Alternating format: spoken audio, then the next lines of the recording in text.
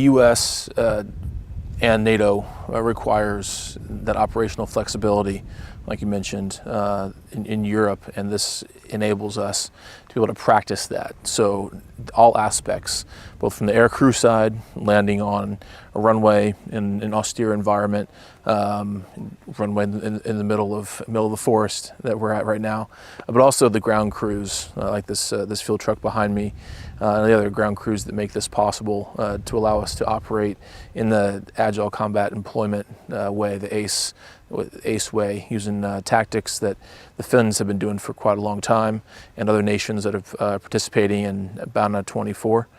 And it allows us to learn from them, work alongside them, and discuss how to employ this as a NATO alliance. I think the message that the U.S.'s presence here, as well as that of the Germans and other NATO partners, is that we operate as an alliance, that we are there to support other members of the alliance, and we train together.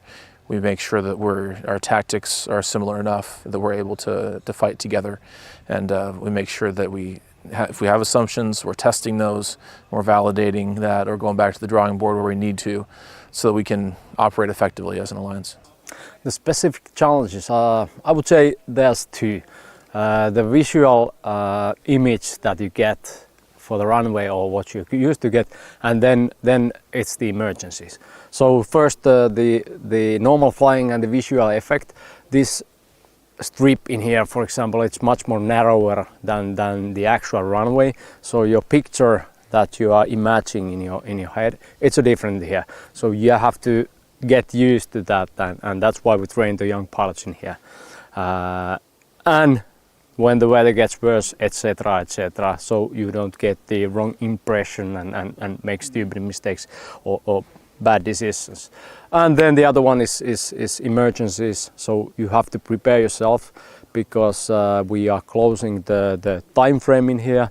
If should the engine fail, or should we have a planing link failure on our landing gear, etc., we have to be ready for that, and there's a little bit different decision, speech methods, etc. for that. Yes, sir.